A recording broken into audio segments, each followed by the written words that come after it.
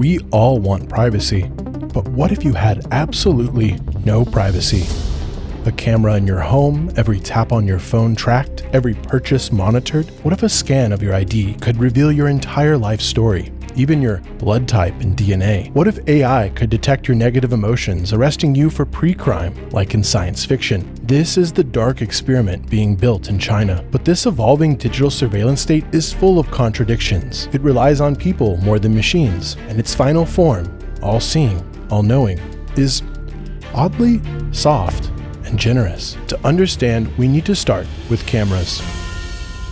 When you think of a surveillance state, you likely see cameras and all-seeing eyes in your mind. Like George Orwell's 1984, watching occurs in all places, detecting all movements of all people. Cameras might even be inside of homes, ensuring obedience to Big Brother. Those writing on Chinese surveillance often reference the panopticon, a circular prison imagined by English philosopher Jeremy Bentham, in which an inmate is aware they could be observed at any moment. And subtlety is needed here, but China's surveillance state certainly does use a lot of cameras. Throughout China, there are hundreds of millions of cameras. I inferred from incomplete and government data, it's something like 1 camera per 10 people in a country of over 1 billion. In China, cameras are on the streets, inside and outside shops, at tourist attractions, in trains, at private companies and universities, taking a bird's eye view of school classrooms. They're even inside Tibetan monasteries. In his 2021 book, The Perfect Police State, Jeffrey Kane reported that cameras had been installed in some Chinese Uyghur homes to monitor for, quote, untrustworthy behavior. And these cameras aren't just passively recording footage, many are for use with facial recognition software. Chinese companies are making it possible to identify those seen with cameras. In places with political dissidents like Xinjiang, citizens are subject to multi-angle scans of their faces to ensure the system can ID them from any angle. China's People's Daily, a propaganda paper of the Chinese Communist Party, once claimed the facial recognition of the country could identify any of its billion citizens anywhere within a single second. Open up one of my listed sources and you're likely to find a reference to the eye of a dragonfly. With more color variants recognized than the human eye, a wide encompassing field of view, and thousands of lenses, the dragonfly eye is a great comparison for China's camera systems,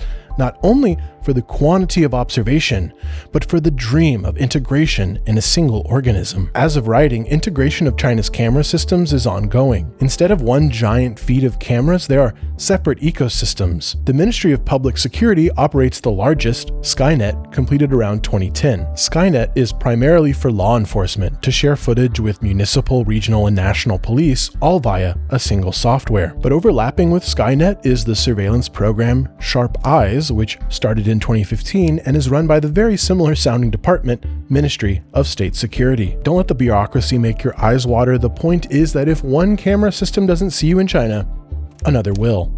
And the party's goal is that one day these systems will either directly integrate or talk to each other. From the moment Chairman Xi took power in 2012, these programs have only grown. In just a minute, we'll learn the party's vision for big data. You'll see it's way more ambitious than just connecting some camera systems. And cameras are really only one piece of the puzzle. The Chinese Communist Party doesn't just want to spot people on camera to know where they are.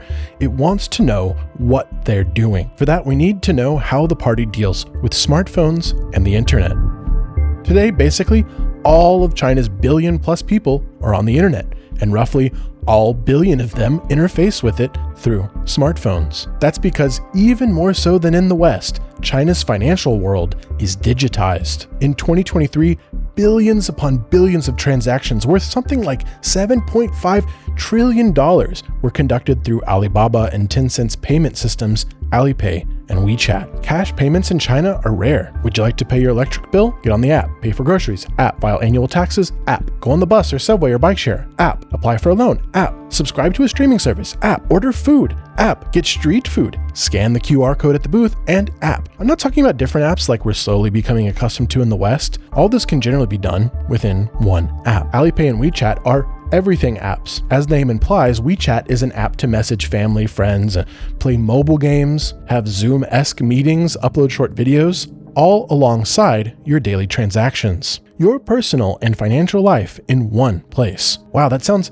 very tempting for those seeking knowledge of citizen activities. And this is where China's developing social credit system comes in. Announced in 2014, it aims to observe all citizen behavior, rewarding those who act on behalf of the party and dissuading those who violate social norms, from playing too many video games to speaking ill of the party online. As Kai Strittmatter put it in his 2020 book, the social credit system might one day, quote, record every act and transaction, economic, social, and moral behavior.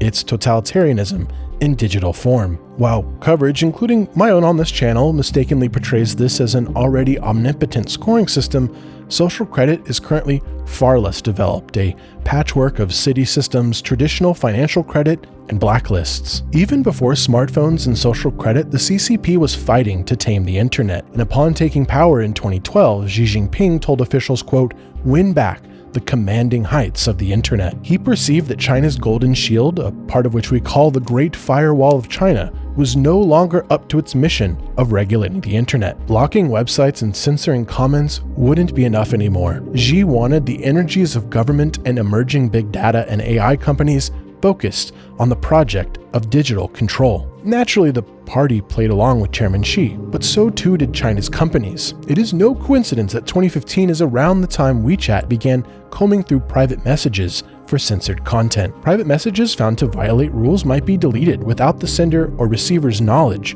and because new laws required citizens' online accounts to be registered with their national ID cards, and thus linked to their real-life identity, those perceived as a threat through private messages might receive visits from police. The national government expected private entities to flag issues and grant access at the party's whim. It also expected companies to give backdoor access to local and provincial police, as local authorities are responsible for day-to-day comment deletion and in-person follow-ups of surveilled key individuals or key populations. It sounds a little coercive, right?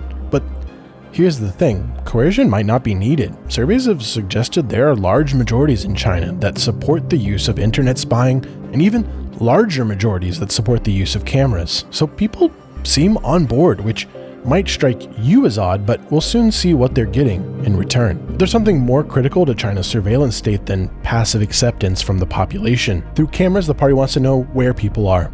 Through the internet surveillance, they want to know what they're doing. But we cannot really claim to understand China's surveillance state until we talk about the WHO. My imaginary producer is telling me no WHO jokes, no references to the band or the former Chinese party secretary. WHO, in this case, refers to who is doing the surveillance for the Communist Party. Chinese surveillance state is way more old school than it first appears, more analog. The state relies most heavily not on AI and cameras and keyloggers, but on large numbers of human participants to keep track of citizens. People do the largest labor, not machines. The overlapping manpower involved is staggering. Mixin Pei, in his 2024 book, The Sentinel State, brought my attention to his concept of distributed surveillance. At the national level, the Ministry of Public Security is responsible for domestic spying and the Ministry of State Security for foreign intelligence, but their work often overlaps. At the regional level in China, there are security agencies.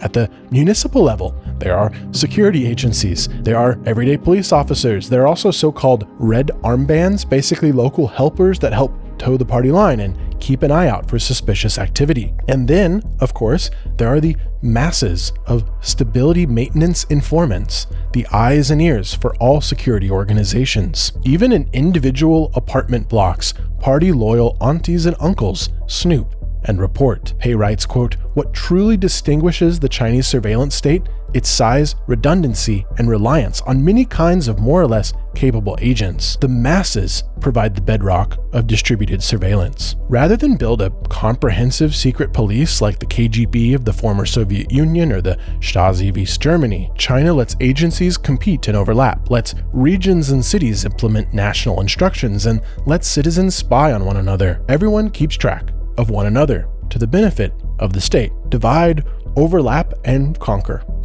The practice of people-to-people tattling finds its origins in Chinese history. A couple secondary sources wanted to place it back in the 4th century BC before the unification of China. A reformer named Shang Yang placed families in groups of 5 to 10. Within these groups, they would have collective responsibility. This collective responsibility between families returned with Wang Anshi of the Northern Song dynasty. In the 11th century, 10 households sank or swam together as part of the Bao Jia system, which I think roughly translates to protection unit. Each iteration of the Chinese state found use in having communities watch over each other rather than directly doing it themselves. However, China's fledgling surveillance state took a big hit in the decades of Chairman Mao Zedong. His Great Leap Forward anti-rightist campaign and cultural revolution were shocks to society, leading to millions of deaths, purges, relocations, chaos. Instead of an organized system of tracking, the Mao era was characterized by improvised mass terror and paranoia, perhaps effective for maintaining his personality cult, but detrimental to attempts at integrated domestic spying. After Chairman Mao, there was a bit of a pause. The era of reform and opening up under Deng Xiaoping saw an increase in Western ideas of liberalism and individual rights. No grand surveillance state was needed, as journalists and dissidents were provided a bit of room to run so long as they didn't try to organize against the Communist Party. But that changed overnight after the 1989 Tiananmen Square massacre of pro-democracy demonstrators. The party brought down the full force of the state to quash the movement. It saw its life flash before its eyes. What had they missed? Nothing would ever be the same. The existential panic brought about by the Tiananmen Square protests brings us to the final piece of the puzzle. Because now that we know the who, what, where, and when of China's surveillance state, we have an idea of how it works, but more complicated is our final question. Why? And if you think you already know the answer, oh, well, obviously it's to just snuff out opposition. I think you'll be surprised at how incomplete that perspective is. Because, yeah, duh.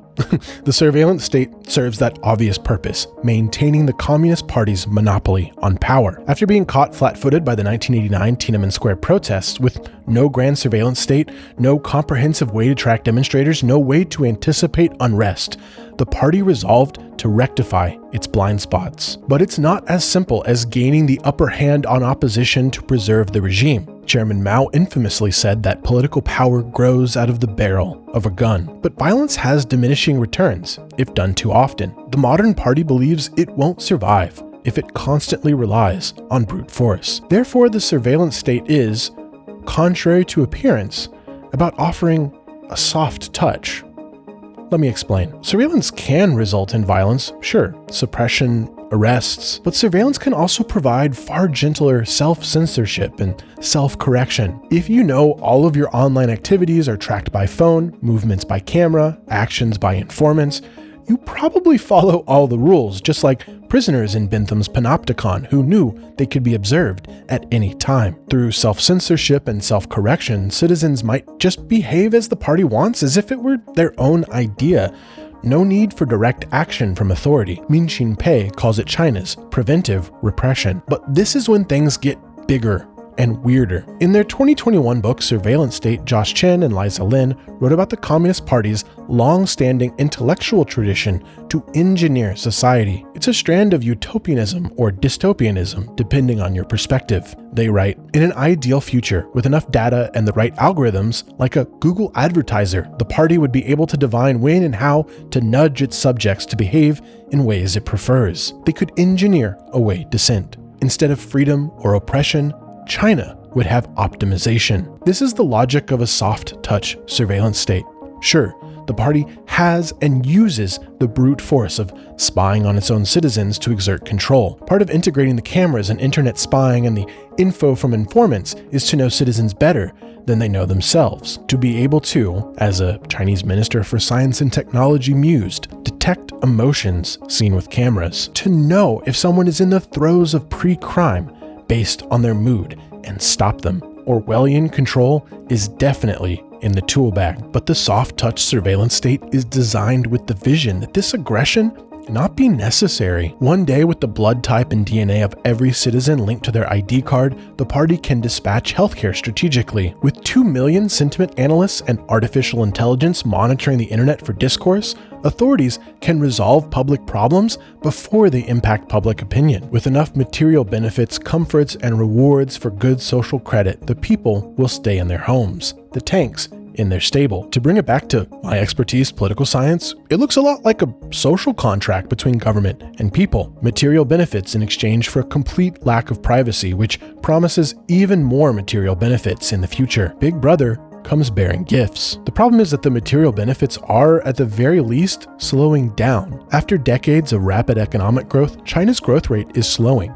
The one-child policy is beginning to affect the size of the workforce. Municipal debts are high, and the Politburo is working hard to address China's real estate bubble. Countries and companies are aiming to decouple with China, and American presidents of both parties maintain tariffs. What if the Chinese government can't hold up its end of this social contract in the way its people have come to expect? The Communist Party of China is therefore in a race for its legitimacy. Can the surveillance state become an integrated digital leviathan before headwinds become strong? Can Big Brother become all-seeing before he's no longer all-powerful? I posted a far longer version of this script with history and more context for my patrons and paid subscribers on Substack. Check it out. Heads held high. Happy Warriors. Later, y'all.